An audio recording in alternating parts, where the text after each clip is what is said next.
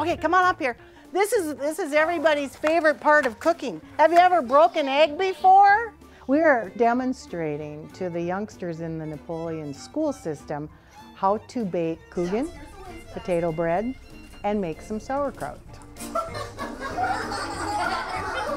I always like to teach classes where we actually get people involved and into the bread dough and into the Coogan dough and hands in the sauerkraut, because that's the best way to learn.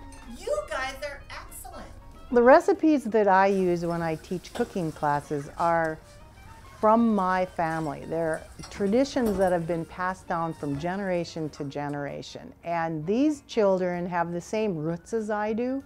And so they easily related to all these wonderful recipes that I've collected over the past probably 5 years furiously from the generation above me, which will soon be gone. The recipes that were handed down from my great-grandparents to my grandparents to my mother to myself were by something called osmosis. Do you know what osmosis is? It's kind of like if I stand next to her, we're exchanging molecules all the time. I spent all my Saturday mornings in the kitchen watching my mother bake. And that's kind of how I learned how to do what I do.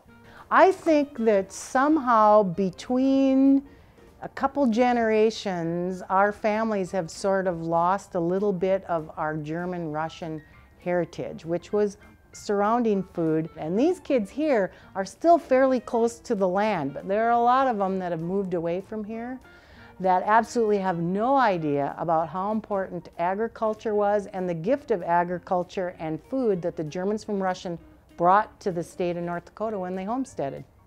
3 pounds of cabbage and a teaspoon of salt. That's it. It's amazing, isn't it? It's just like science experiments all over the place. This is how we measure.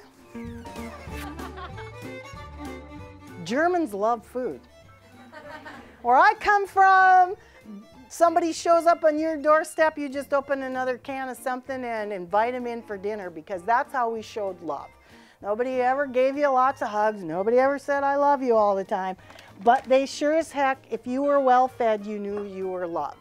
I spend time in the kitchen and I invite them into the kitchen also, so that someday when they all have families of their own, my grandkids, that they'll be able to say, this is something that my grandmother used to make, and she used to make it with love. Funding is provided by the Tri-County Tourism Alliance, Julie Opp Burgum, Michael M. Miller, and the members of Prairie Public.